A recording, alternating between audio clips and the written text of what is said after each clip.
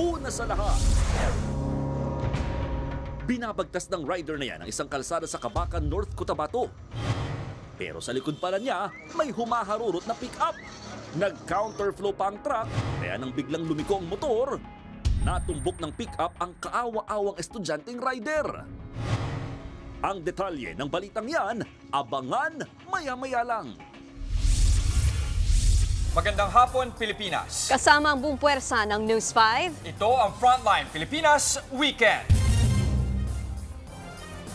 12 nanalong senador sa Bilang Pilipino 2025, ipinroklama na.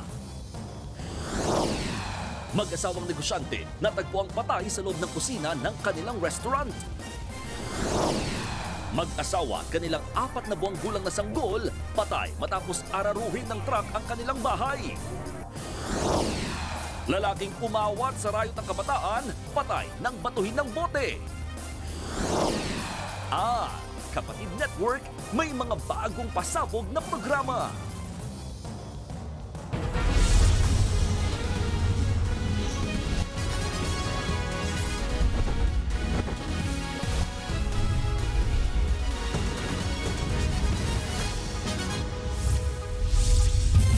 Inararo ng truck ang 3 bahay sa Zamboanga del Norte. 3 magkakaanak ang patay, kabilang ang isang sanggol. Nasa frontline ng balitang yan, si Nina Ongpauco.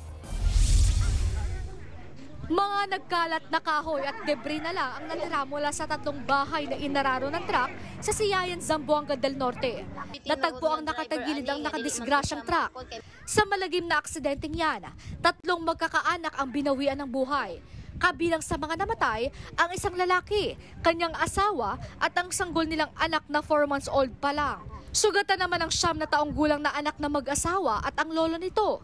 Kapwa nagkagalos naman ang driver at pahinante ng truck matapos tumalon mula sa kanilang sasakyan. Base sa investigasyon, natutulog lang ang magkakaanak na mangyari ang pang-aararo. Ang truck naman na may kargang mga motorsiklo, galing pa ng Cagayan de Oro patungo sana sa bayan ng Liloy. According po sa driver, nawala daw ng brake yung truck. Pagkatapos, bumangga yung truck sa mga bahay na malapit doon sa daan lang. Kaya yung 3 pong buhay ang nasawi doon. Nasa kustodiya ng pulisya ang driver ng truck, habang nakikipag-ugnayan naman ang may-ari ng truck sa kaanak ng mga biktima. Nagbabalita mula sa Frontline, Nina Ongpauco, News 5. May persons of interest na ang mga otoridad sa karumal-dumal na pamamaslang sa mag-asawang negosyante sa Marawi City, Lanao del Sur. Ang mga biktima natagpo ang patay sa kusina ng kanilang restaurant. Nasa frontline na balitang yan si Dave Abuel. Naliligo sa sariling dugo ang mag-asawang pinatay sa kusina mismo ng pag-aari nilang restaurant sa Marawi City, Lanao del Sur kahapon ng umaga. Ayon sa pulisya, isang concerned citizen ang nag-report ng insidente matapos nitong matagpuan ang bangkay ng mag-asawa. Kinilala ang mga biktima na sina Usodan Hajikaya Monte at Bayra Sangkaan Monte. May taga sa likod ng ulo si Bayra habang may sugat sa muka at puwetan si Usodan. Sa ngayon, ang mga helper ng mag-asawa ang tinitingnang persons of interest sa krimen. Yung nangyari na po yun, parang umalis na rin po sila. So sila po ngayon yung ating hinahanap ngayon. No? Actually, may mga information na po kami na nagtatago na po sila. Pero continuous po ang ating manhunt operation po laban sa kanila po. Ayon sa mga pulis, posibleng pagnanakaw ang motibo sa krimen dahil tumambad sa mga otoridad ang kalat-kalat na gamit ng mga biktima na tila hinalughog ng mga sospek. Maliban sa kanilang adopted son, walang ibang kasama sa buhay ang mag-asawang biktima. Nagbabalita mula sa Frontline, Dave Abuel, News 5.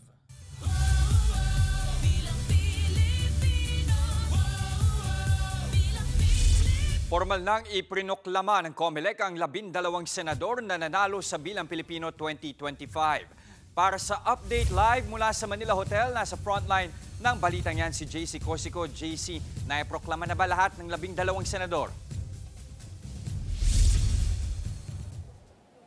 Yes, Jess, alam mo, sa ngayon nga kakatapos nga lamang noong group picture, noong Magic 12 kasama yung COMELEC on bank at natapos na nga yung proclamation nila. No? Pero may isa po na hindi po nakadalo physically.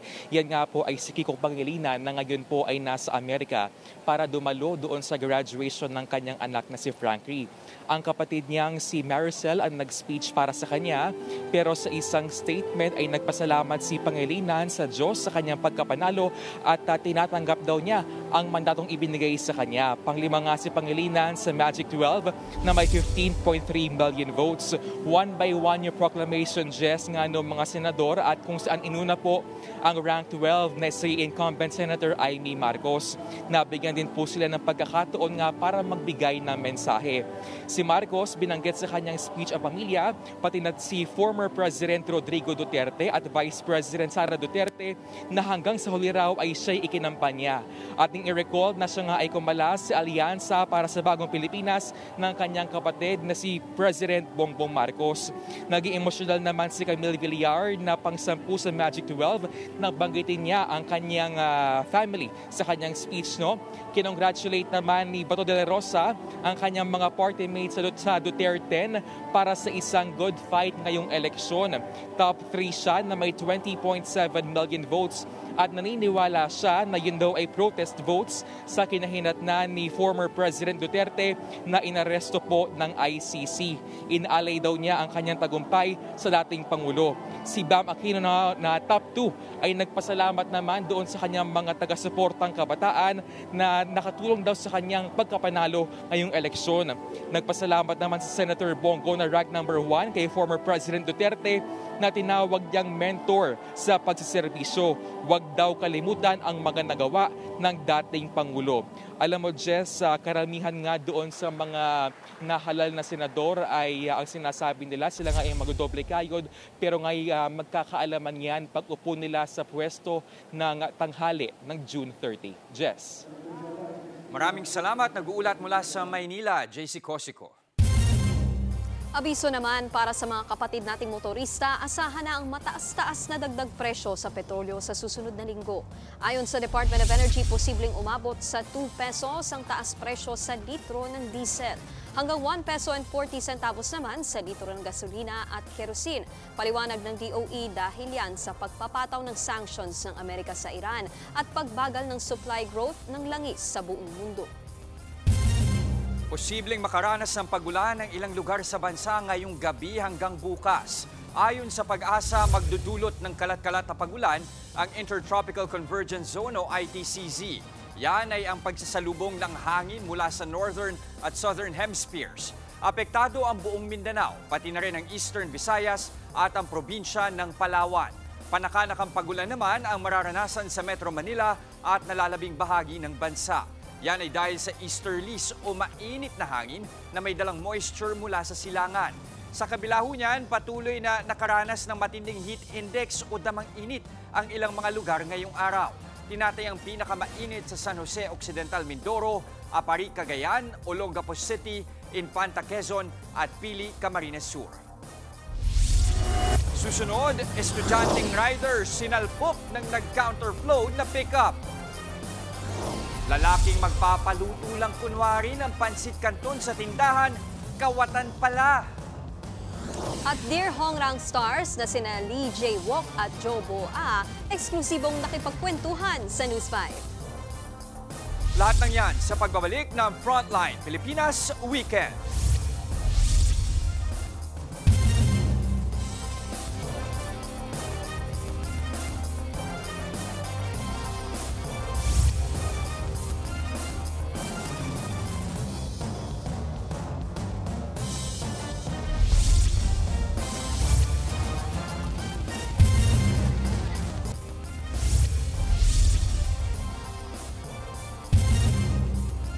Isa ang patay habang higit 100 ang sugatan sa kaliwat kanang aksidente sa kalsada sa ilang probinsya. Ang isang pickup sa Cotabato nag-counterflow na nga, nakasagasa pa ng estudyanteng rider. Nasa frontline na balitang yan, si Rainiel Pawi. Sa pool sa video ang maharurot na pickup na ito matapos mag-counterflow sa isang kalsada sa Cabacan North, Cotabato. Maya-maya pa sinalpok niya ang isang estudyanteng rider. na saktong paliko sa kanyang direksyon. Tumila po ng ilang metro ang rider na walang suot na helmet. Sa lakas ng impact, nabalian ng buto ang biktima. Agad siyang dinala ng mga nakakitang residente sa ospital. Patuloy ang investigasyon sa insidente. Sa bayan ng Sanchez Miras sa Cagayan, nagkalat sa kalsada ang mga parte ng isang pampasaherong van at isang pickup matapos silang magsalpukan. Sa lakas ng impact, patay ang isang pasahero ng van, habang sugatan ang 12 pang sakay. Ligtas naman ang driver, pati ang 2 sakay ng pick-up. Ayon sa mga pulis, parehas na mabilis ang takbo ng 2 sasakyan. Pumalyang makina ng van ang tinitingnang sanhi ng salpukan. Bumaliktad naman ang pick-up na ito sa Lubao, Pampanga matapos mag-overtake at sumabit ang isang gulong nito sa isang nakaparadang sasakyan. Ayon sa mga pulis, posibleng hindi ito napansin ng driver ng sasakyan sa gilid ng kalsada. Nagtamo siya ng ilang sugat matapos tungoob ang sasakyan. Nagpapagaling na siya sa ospital. Nagbabalita mula sa Frontline, Rainiel Pawid, News 5. Bistado ang panggogoyo ng binansagang si Boy Pansit Canton sa Tondo, Maynila. Ang modus niya, bumili at magpaluto ng instant noodles at kapag bayaran na, magre-reklamo na kulang ang nakuha niyang sukli. Nasa frontline ng balitang yan, si Nina Ongpauco. Sa CCTV footage na ito nakuha sa isang sari-sari store sa Tondo, Maynila kahapon. Makikita ang isang lalaking bumibili ng pansit canton. Ipapaluto niya pa sana ito sa tindera, pero ilang saglit lang.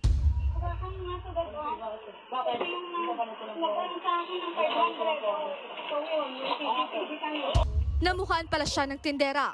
Ang customer, manggagancho pala. Ang kanyang modus, mag-abot ng pera na bayad sa palutong pansit canton. Kapag susuklian na, bigla umano itong magrereklamo. 500 pesos daw ang kanyang binayad kahit hindi naman. Agad namang umami ng suspect sa ginawa nitong panluloko. Nung una po ginawa ko po yun, pero nakalusot naman po. Ngayon po, bumili po ulit ako. Ngayon hindi na po sinuli sa akin yung 500 ko. Sabi po ng tindera na hindi na po isasuli sa akin. Sabi ko, sige po, ganun po ba? Okay na po. Di ko na po pinagpilitan yung sarili ko na kasi kaya na daw po yung kapalit ng ginawa ko ng una.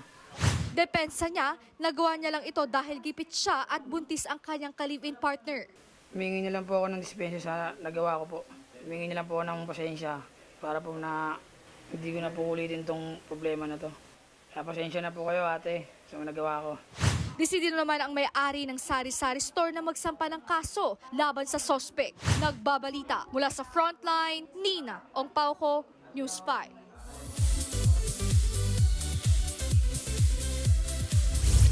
Parehong excited ang Korean stars na sina Jo Boa at Lee Jae-wook na makatrabaho ang isa't isa. Yan ang say nila nang eksklusibo silang makakwentuhan ng News 5. Nasa Frontline ng balitang yan si MJ Marfori. 진짜 목적은 뭐고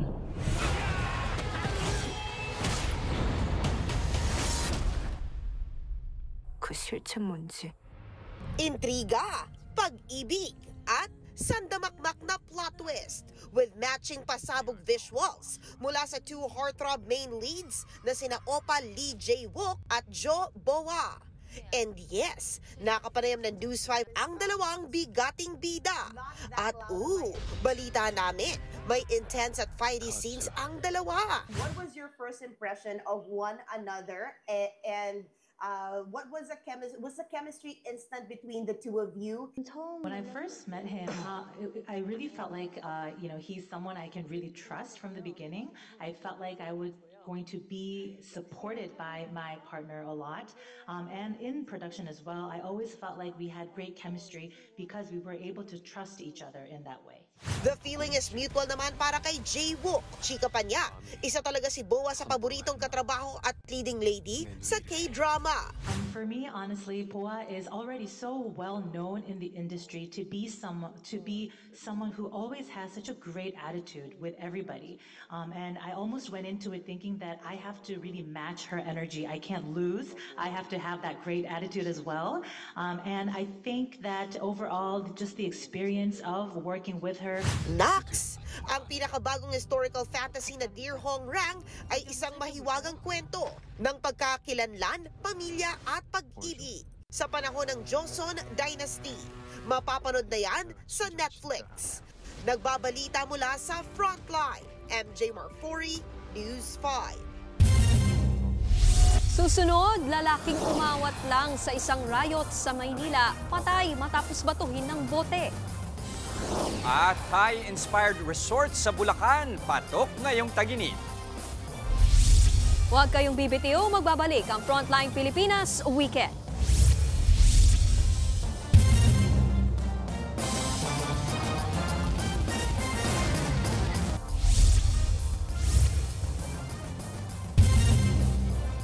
Kung sino ang umawat sa riot, siya pa ang napatay. Yan ang sinapit ng 41 anyos na lalaki sa Tondo, Maynila nang batuin siya ng bote ng isang binatilyo. Natumba ang lalaki matapos mapuruhan sa hita. Sinubukan pa siyang isugod sa ospital pero malubha pala ang tama ng biktima kaya binawian din ng buhay kalaunan. Sa investigasyon, lumabas na sinita ng biktima ang mga kabataan na nagkumpulan sa tapat ng kanilang bahay. Kusang loob namang isinuko ng kanyang magulang ang menor de edad na sospek. Nasa pangangalaga siya ngayon ng DSWD.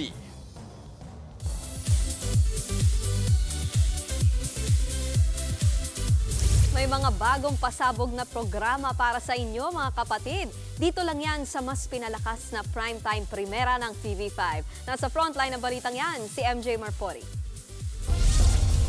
Simula sa Lunes, masiksik na impormasyon at entertainment ang hatid sa inyo ng primetime primera ng TV5. Dahil parating una kayo sa Kapatid Network. 5:30 pa lang ng hapon, maghahatid na ng balita at impormasyon sa una sa lahat. Kasama ang kapatid anchor na si Jiggy Manikad. At dahil lamang lagi ang may alam, tuloy ang balitaan hanggang Frontline Pilipinas. Mula sa araw na to, ito na ako mag-aaral. Kaya mo yan, JJ. Agahan ang paghahanda ng hapunan dahil pagpatak naman ng 6:45 p.m. Dapat nakatutok ka na sa TV5 premiere at hit Wattpad adaptation na Ang Mutya ng Section E. Gabi-gabi na nating makakabonding sina JJ, Kiefer, Yuri at ang buong Section E.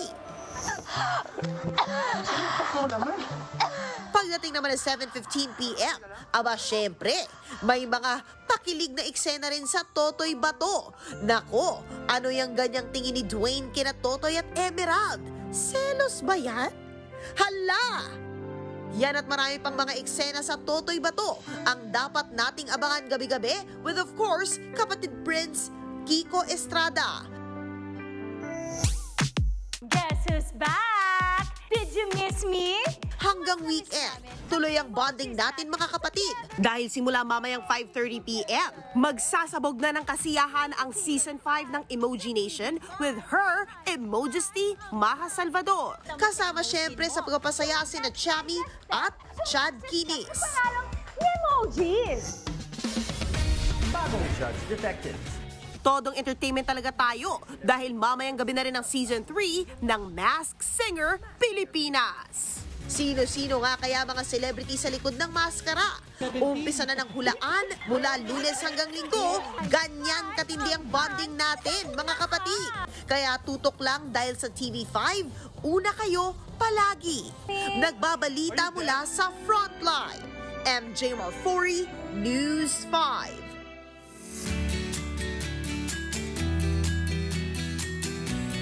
Bukod sa panonood ng mga programa ng TV5 partner, isang masayang bonding time pag nagta-travel, may isa akong destination na naisip. Nakapunta ka na ba ng Thailand? Hindi pa, pero gusto ko talagang matry. Subukan mo. Mura na, maganda pa. At i-shoutout natin ang kapatid natin, si Ruth Cabal. Nasa bakasyon ngayon sa Thailand. Kasalukuyang nasa Thailand. Pero alam niyo, hindi nyo kailangan gayahin si Ruth na kailangan ng plane ticket para ma-experience ang Thai Royal Treatment dahil ilang oras lang mula rito sa Metro Manila, pwede mo nang ma-enjoy ang isang Thai-inspired na resort. Silipin natin yan kasama ang ating weekend buddy na si Mondi Lopez. Ngayong weekend, bigyan natin ng royal treatment ang mga nanay at tumatayong nanay. Mala Thailand Edition. Dito sa San Rafael, Bulacan, may patay experience na. Welcome sa Thai-inspired resort na magiging playground of love para kina Mami Jovi at Mami Belle. Outdoor decor pa lang, ang daming golden Buddha nakapalibot. May corner na parang entrance sa temple. May area rin na parang mga eksena sa Thai movie. Magpapasawadi ka talaga.